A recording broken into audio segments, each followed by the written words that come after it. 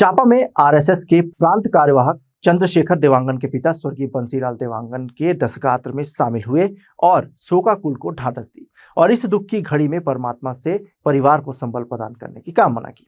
मुख्यमंत्री विष्णुदेव साय ने मीडिया से चर्चा करते हुए बताया कि राज्य सरकार के 2.5 साल के कार्यकाल को विकसित छत्तीसगढ़ का निर्माण करने का दावा किया।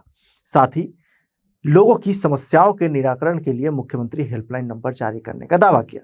उन्होंने कांग्रेस नेताओं द्वारा 2.5 साल बाद कांग्रेस की सरकार बनने का दावा पर चुटकी ली और कहा कि कांग्रेस का सुपड़ा साफ हो गया है, अपना अस्तित्व बचाने के लिए कांग्रेसी सपना देख रहे हैं। आज चापा आना हुआ था और श्री चंद्रशेखर देवांगन जी के पिताश्री का पिछले दिनों निधन हो गया और आज उनकी 13वीं कार्यक्रम था जिसमें हम लोग आए हुए थे और आज उनको विनम्र श्रद्धांजलि अर्पित किए हैं स्वर्गीय श्री बंसीलाल देवांगन जी को।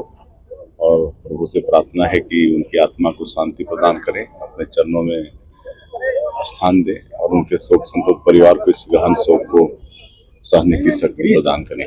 नहीं, ये तो 2.5 वर्ष अभी पूरे हुए हैं सरकार के और 2.5 वर्षों में जो वादा थे छत्तीसगढ़ की 3 करोड़ जनता से विधानसभा चुनाव के समय हमारी पार्टी के और हमारे माननीय यशस्वी प्रधानमंत्री जी के, जिसको हम लोग मोदी की गारंटी का नाम दिए हैं और अधिकांश काम को पूरा किए हैं।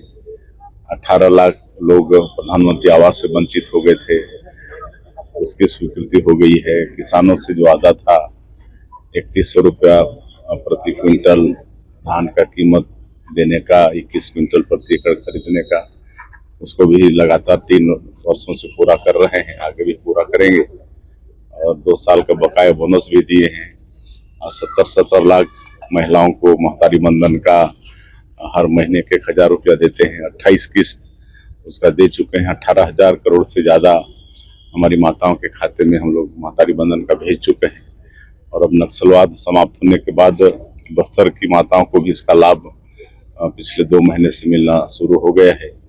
और रामलला दर्शन योजना से मुख्यमंत्री तीर्थ यात्रा दर्शन योजना, तेंदुपत्ता का कीमत बढ़ाना, पीएससी के जो घोटाले किए थे उनको दंडित करना, ये सब सारा जो मोदी के गारंटी में वादा थे सबको पूरा किए हैं। और आगे छत्तीसगढ़ में स्वच्छ प्रशासन देने के लिए अलग से सुशासन और अभिसरण विभाग का गठन किए हैं।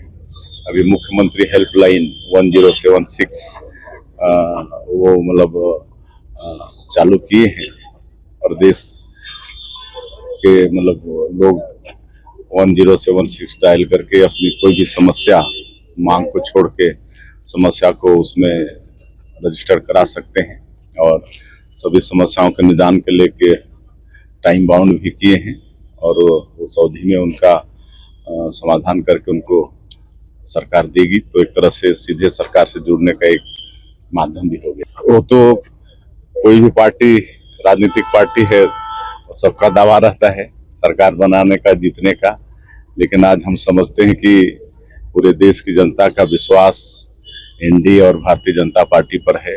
हमारे देश के यशस्वी प्रधानमंत्री जी के आदरणीय नरेंद्र मोदी जी के ऊपर में है और इसलिए बंगाल जैसे प्रदेश में भी भारतीय जनता पार्टी का परचम वहाँ पर भी लहराया है और आज 22 प्रदेशों में एनडीए की सरकार है और कांग्रेस तो अब सिमटते जा रही है।